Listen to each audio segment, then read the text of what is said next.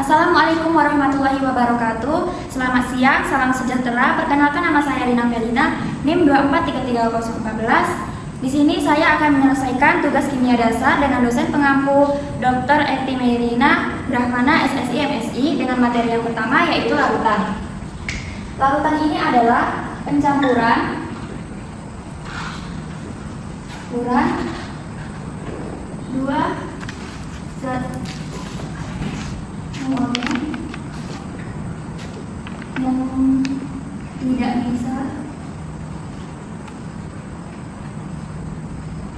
Jadi larutan ini adalah pencampuran dua zat homogen yang tidak bisa dipisahkan. Larutan ini terdiri dari zat pelarut dan zat terlarut.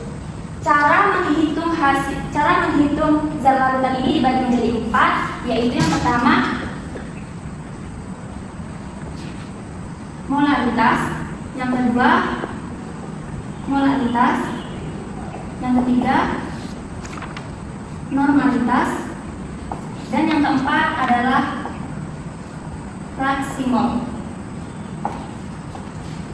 Rumus dari molaritas ini adalah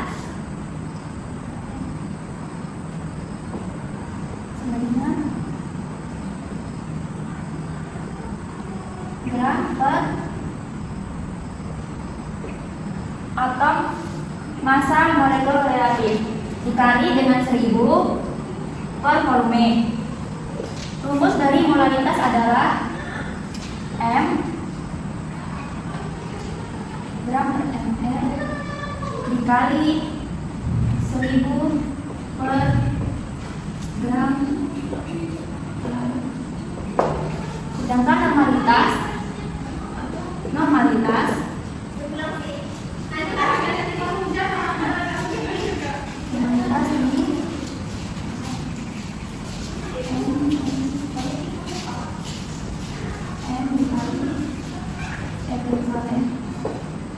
fraksi mol, rumusnya adalah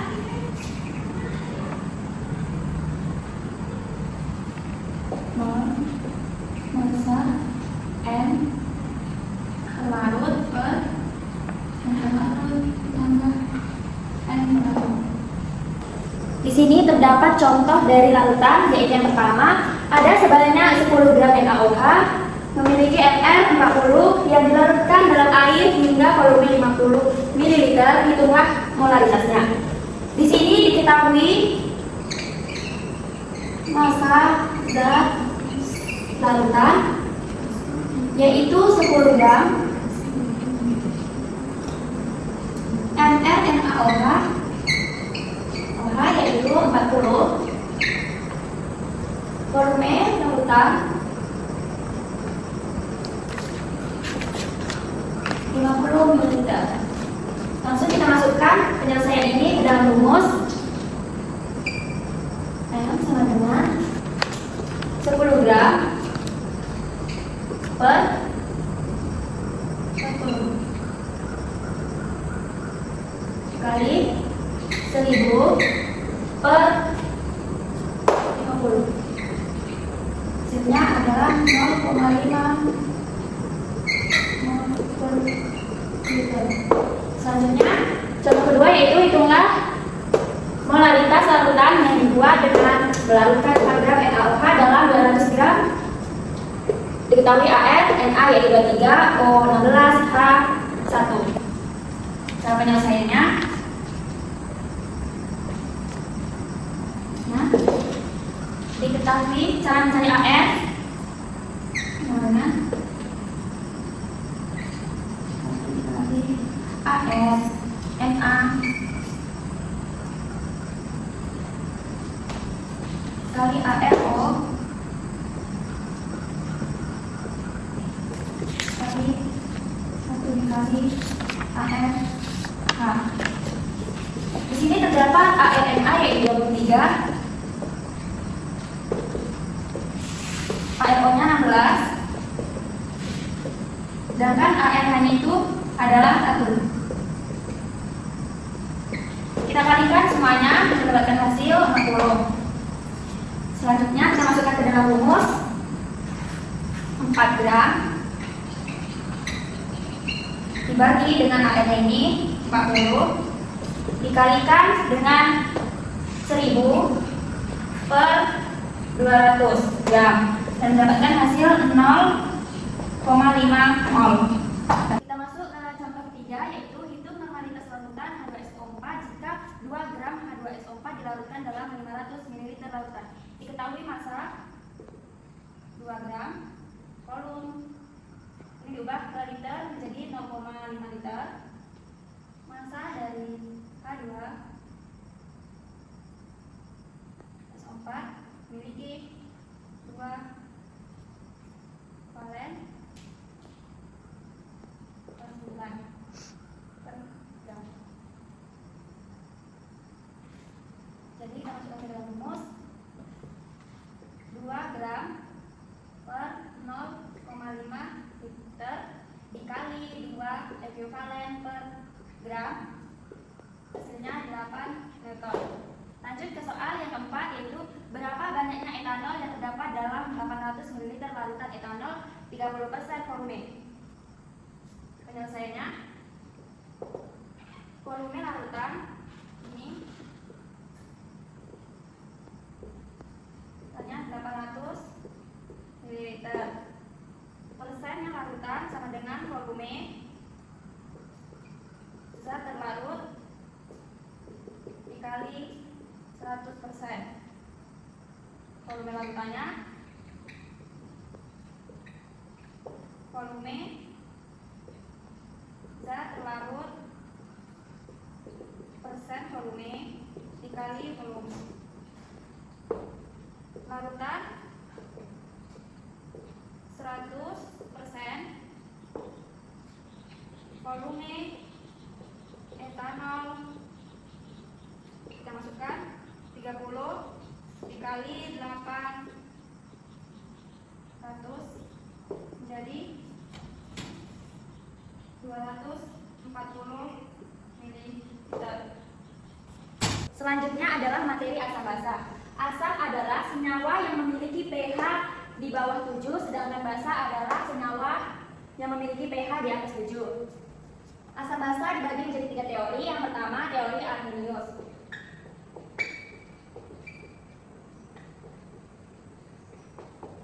Di mana asam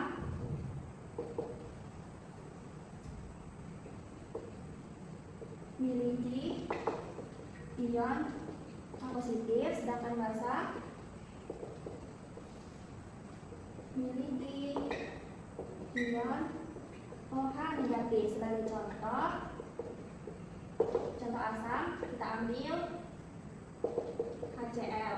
Ini menjadi H positif ditambah Cl negatif. Lalu basa kita ambil contohnya menjadi LiOH, menjadi Li positif ditambah OH negatif. Selanjutnya teori kedua ada teori Bronsted.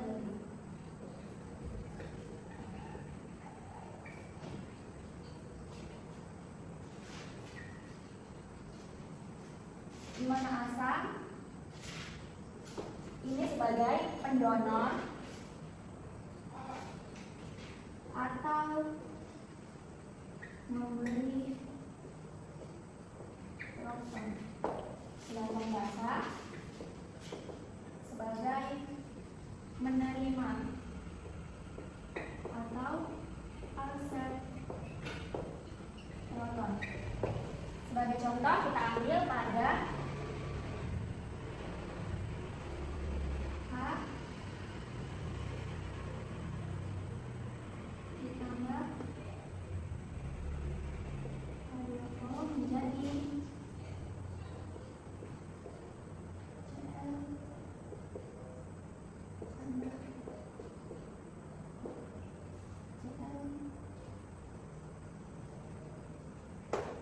ini H memberikan satu protonan pada HCl3, maka HCl bersifat basa. Ini merupakan asam basa konjugasi. Teori yang ketiga adalah teori dari Lewis.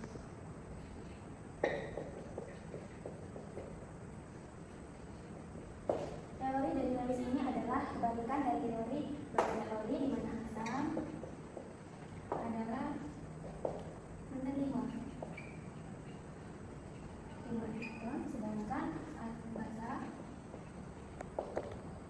memberi elektron. Kemudian soal CL dengan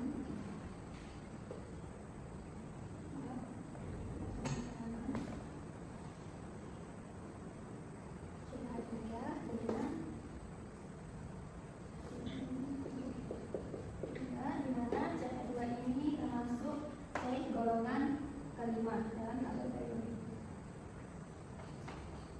1, 2, 3, 4, 5 dan B ini merupakan golongan ketiga dari tabel periode. C ini memberikan satu elektronnya kepada B. Baiklah, saya akan melanjutkan materi ketiga, yaitu larutan penyangga atau buffer. Larutan penyangga atau buffer ini di mana larutan yang mempertahankan pH dengan konstan.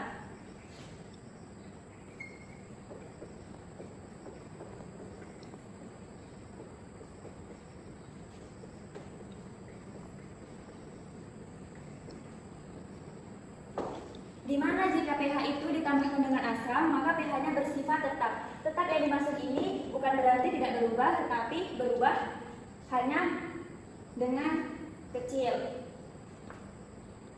Larutan penyangga ini dibentuk menjadi dua. Yang pertama, dimisalkan asam lemah ditambah basa kuat menjadi larutan garam basa ditambah air. Kenapa di sini sebagai garam basa? Karena basa ini memiliki pH berlebih. Kita tulis di sini adalah MDS-nya,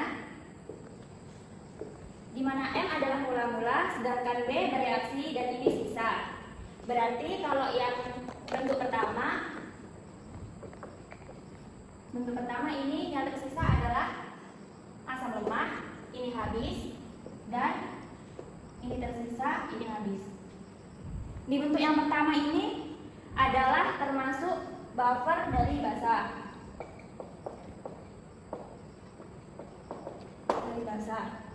Dan memiliki konjugasi basa.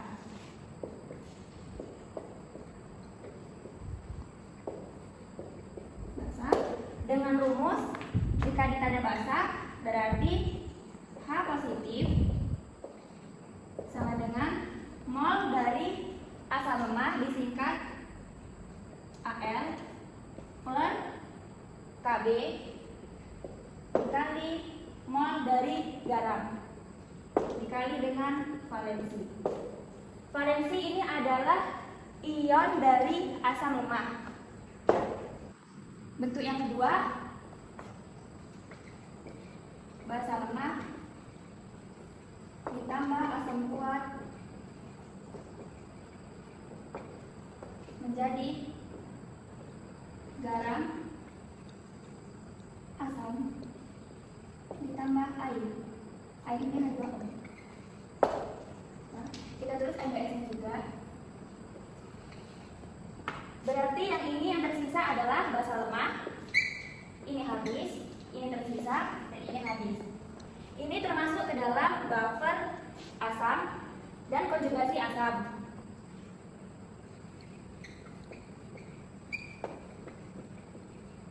Ketika ditanya buffer asam, rumusnya ini adalah OH negatif, yaitu mol dari basa lemah disingkat Bl per ini Ka dikali dengan mol garam dikali dengan valensi. Valensi ini adalah sisa dari basa lemah.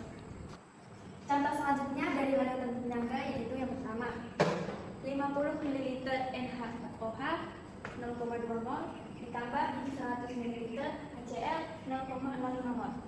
Sudah diketahui Kb-nya yaitu NH4OH sama dengan 10 negatif 5 rujukan pH. Yang pertama adalah kita membuat reaksi dari NH4OH. HCl menjadi NH4Cl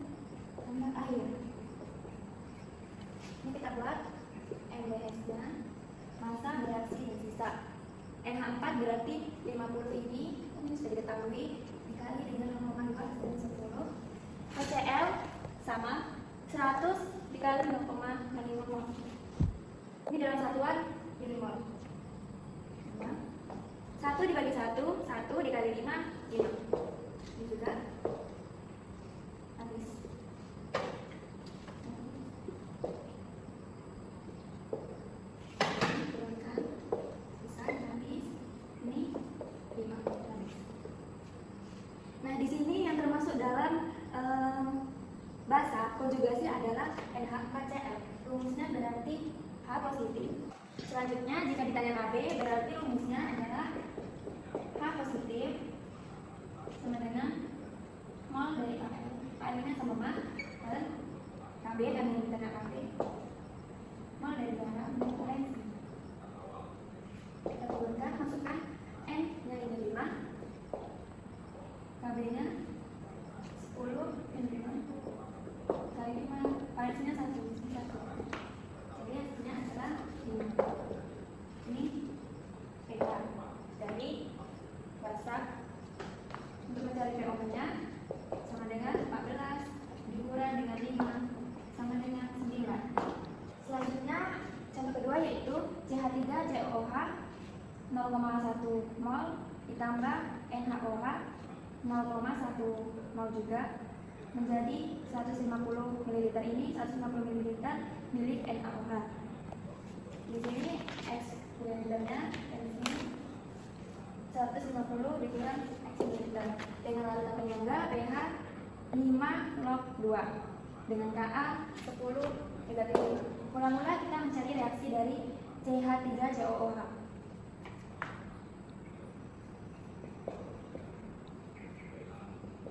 Ditambah NaOH menjadi CH3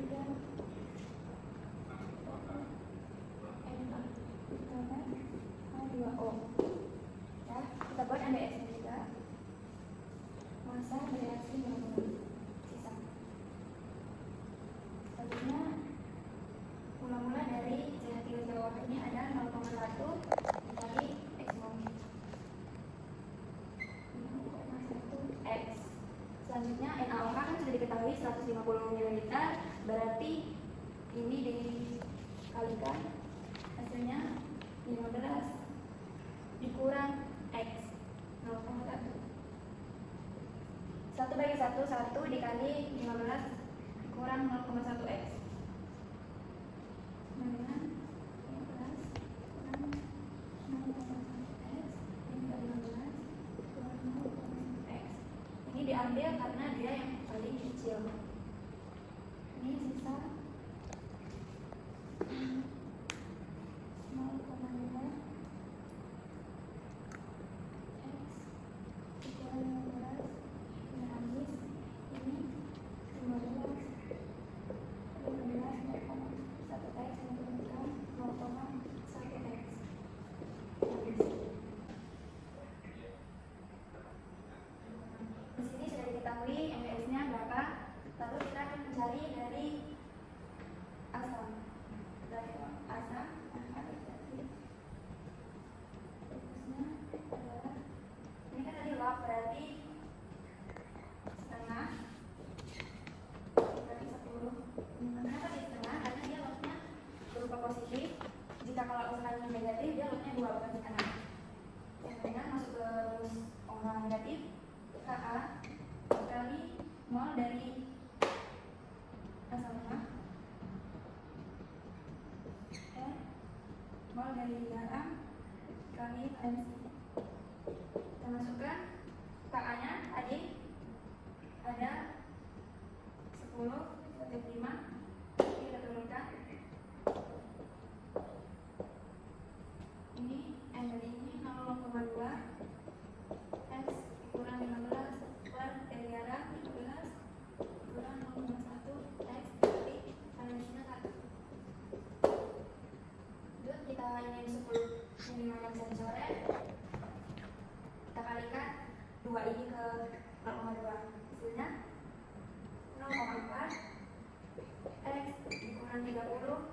Ini kita pindahkan ke depan 15 dikurang 0,1 X, yaitu dapatlah ini 45 15 tambah 30 45 sama dengan 0,1 ditambah 0,4 0,5 X. X sama dengan 90 ml. Ini dari CH3COOH. Jika ditanya NaOH, OH-nya berarti 150 yang tadi dikurang dengan 90. 150 dikurang dengan 90, ini hasilnya 60 ml dari NaOH. Ini 90 diminta dari CH3COO. Materi keempat yaitu termokimia. Termokimia adalah ilmu yang mempelajari energi kimia atau reaksi kimia atau proses-proses yang berhubungan dengan reaksi kimia.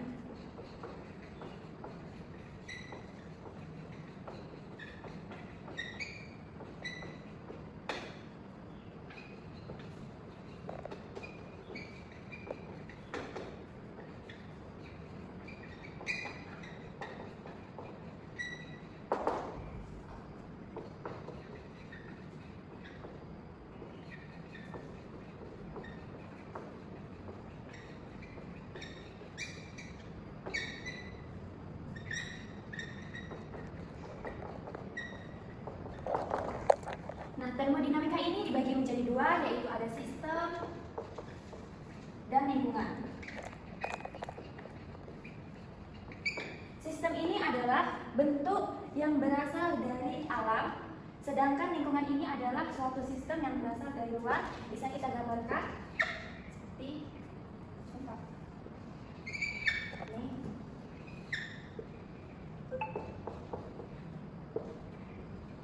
Sistem ini digambarkan yaitu sebagai HO dan Mg.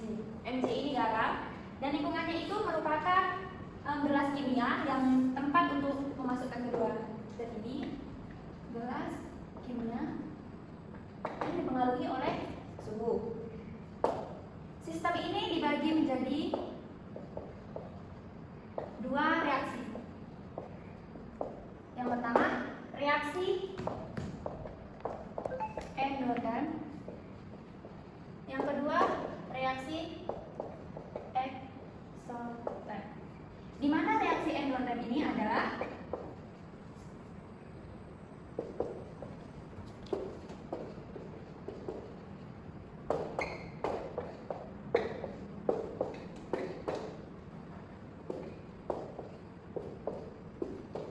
reaksi endotherm adalah reaksi yang menerima kalor ke dalam dari luar, sedangkan reaksi exotherm adalah reaksi yang memberikan kalor keluar. Selanjutnya adalah contoh soal dari termokimia. Yang pertama adalah delta HF. Ini adalah pembentukan, berarti 1 mol dibentuk dengan sempurna. Yang ini delta HD, penguraian 1 mol diuraikan dengan sempurna. Delta HC, pembakaran 1 mol dengan sempurna. Yaitu delta HF diketahui H2O. Yang ini berarti dia H2 ditambah O2 menjadi H2O. Ini O-nya kita setarakan dengan H2O, berarti hasil dari ini dibentuklah H2O. Sedangkan delta HD ini adalah kebalikan dari delta HF, yaitu H2O ini diuraikan menjadi H2 dan setengah O2. Ini delta H-nya berarti bernilai negatif X kilojoule per mol. Sedangkan dari pembakaran adalah delta HC sama dengan C3 H8 ini dari propana ditambah O4. Berarti yang ini disetarakan O-nya sama dengan ini. 5 kali 4 60. Berarti 2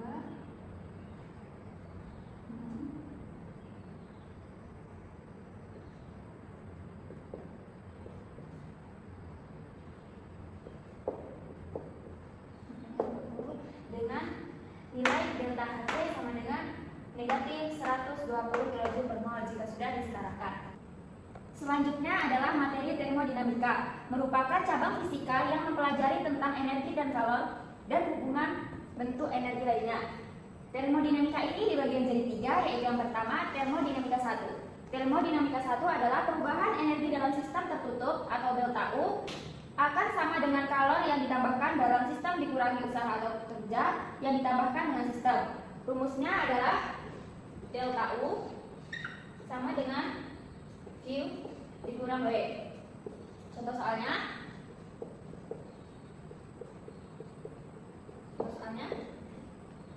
Diketahui kalor sebanyak 2000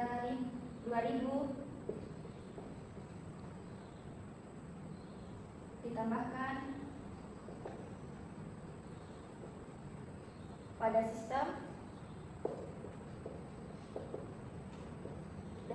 melakukan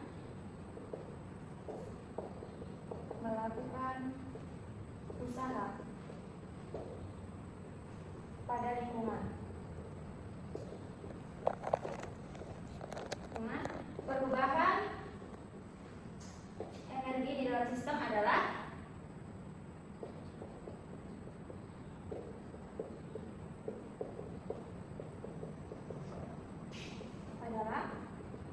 delta U sama dengan, masukkan rumus U dikurang V sama dengan 2000 dikurang 150. 150 nya itu tadi melakukan usaha sebesar 1.500 joule. Jadi 2000 dikurang 1.500 sama dengan 500 joule.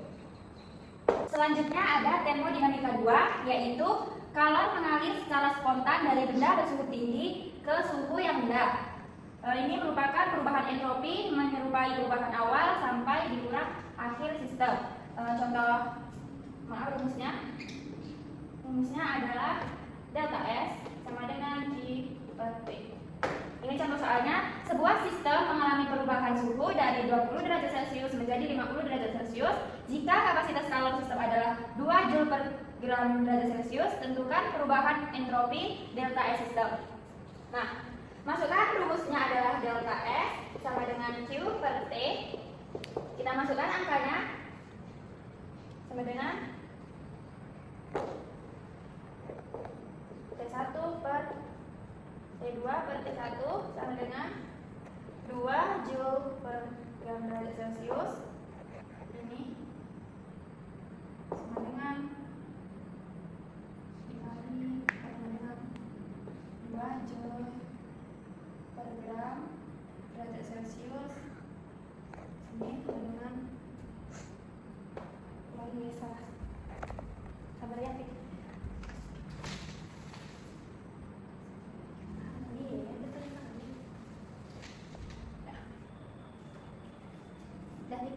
Satu, dua, tiga. Selanjutnya adalah termodinamika 2, di mana kalor mengalir secara spontan dari benda bersuhu tinggi ke suhu yang rendah. Ini merupakan perubahan entropi menyerupai perubahan awal sampai akhir sistem. Contoh soalnya adalah sebuah sistem mengalami perubahan suhu dari 20 derajat Celcius menjadi 50 derajat Celcius jika kapasitas kalor sistem adalah 2 Joule per gram derajat Celcius. Tentukan perubahan entropi delta S sistemnya. Diketahui rumus dari termodinamika 2 ini adalah delta S sama dengan Q per T. Kita masukkan ke rumus, delta S sama dengan Q per T. Ini dari kapasitas kalor sistemnya. T2 per T1 sama dengan kapasitas kalornya 2 Joule per gram derajat Celcius dikali dengan 323 per 293 sama dengan hasilnya adalah 0,96 Joule per gram derajat Celcius.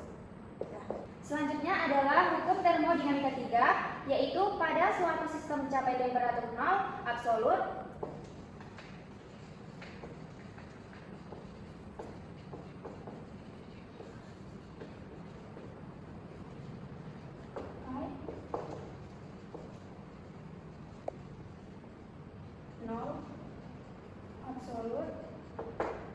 semua proses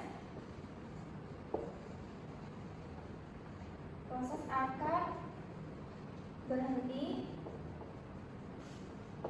dan entropi akan mendekati nilai minimum. Jadi hukum termodinamika 3 ini adalah pada suatu sistem mencapai temperatur 0 absolut, semua proses akan berdimensi dan entropi akan mendekati nilai minimum. Materi selanjutnya adalah kecepatan reaksi. Kecepatan reaksi adalah perubahan konsentrasi zat reaktan atau produk dalam satuan waktu. Nah, kecepatan reaksi ini memiliki laju reaksi. di mana laju reaksi ini dibagi menjadi dua, yaitu yang satu bertambahnya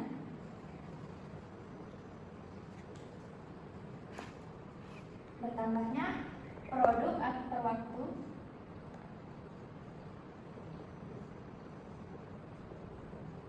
yang kedua adalah berkurangnya reaktan per waktu.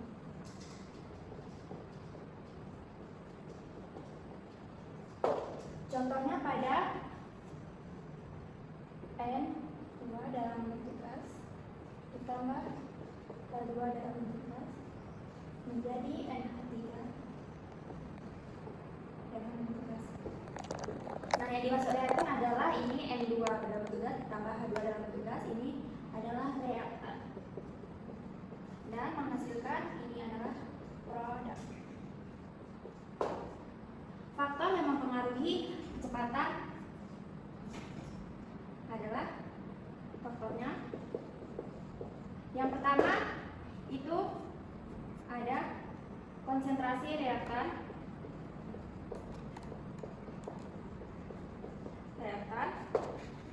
Konsentrasi reaktan ini adalah semakin tinggi konsentrasi reaktan, maka semakin sering partikel-partikel bertumbukan. Yang kedua adalah suhu. Suhu ini adalah peningkatan suhu dapat meningkat energi kinetik molekul-molekul dalam reaksi. Lalu yang ketiga ada katalisator. Katalisator adalah zat yang mempercepat reaksi kimia tanpa ikut terlibat dalam reaksi tersebut. Yang keempat ada luas permukaan reaktan. Luas permukaan reaktan ini adalah reaktan yang lebih halus atau lebih banyak permukaannya. Misalkan pada serbuk dibandingkan dengan bentuk padat yang besar dapat bereaksi lebih cepat karena lebih banyak partikel yang dapat dibentukkan. Yang kelima ada tekanan. Tekanan ini khusus untuk gas, yaitu pada reaksi yang melibatkan gas atau peningkatan tekanan menyebabkan partikel gas lebih dekat satu sama lain yang meningkatkan kemungkinan terjadi tumbukan antara partikel dan mempercepat reaksi. Materi selanjutnya dan materi terakhir adalah kesetimbangan reaksi. Kesetimbangan reaksi di sini adalah akan terjadi jika laju reaksi ke kanan sama dengan laju reaksi ke kiri.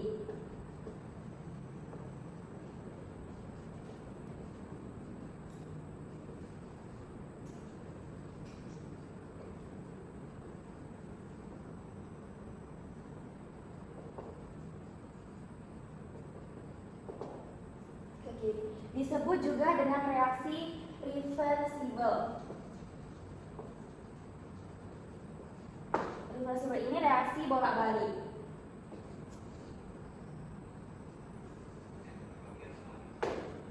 Pada keadaan setimbang,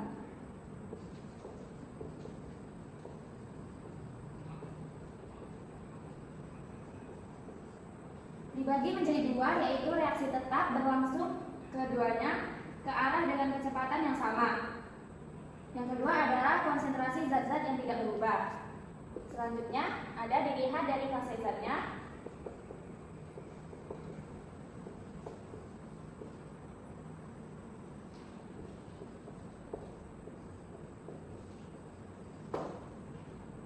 Kesetimbangan dibagi menjadi dua.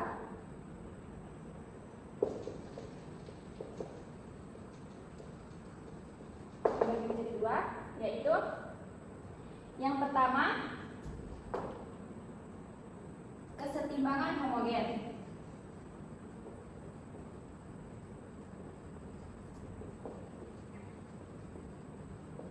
Homogen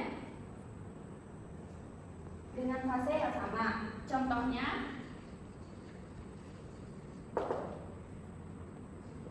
N2 ditambah K2 menjadi bolak-baliknya NH3.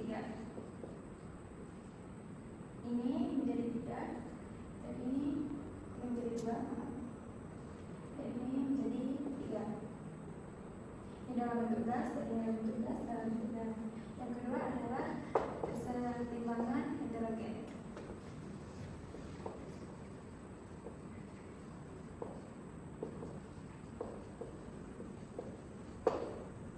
Yaitu fasenya berbeda. Contohnya ada CO2 dalam bentuk gas ditambah C dalam bentuk solid menjadi 2CO dalam bentuk gas. Selanjutnya adalah faktor yang mempengaruhi kesetimbangan. Yang pertama adalah perubahan konsentrasi.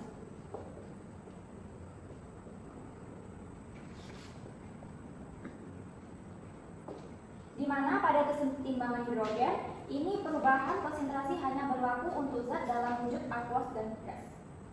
Contohnya pada positif, dia bergeser dari arah ke sana, dan negatif bergeser ke kiri. Contoh soalnya, N3 ditambah H2, ulang lagi, NH3, di sini 2, sini 3. Nah, pas positif berarti bergeser ke kanan.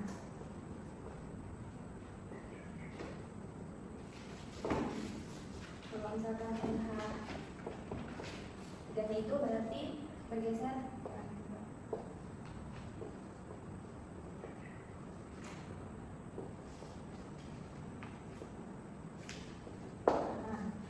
Yang kedua ada perubahan suhu. Ini dimana jika suhu dinaikkan, sistem menyerap kalor yaitu bergeser ke arah endoterm. Dan yang selanjutnya, jika suhu diturunkan, akan sistem ini melepas kalor bergeser ke arah eksoterm. Berarti suhu ini bermakna positif dia endo, kalau negatif berarti dia exo. Contohnya pada N2 ditambah 3 H2 2 N H3 delta H negatif 92. Nah, berarti yang sini adalah indo, kanan kiri positif, dan ini exo. Yang ketiga ada perubahan volume dan turunan.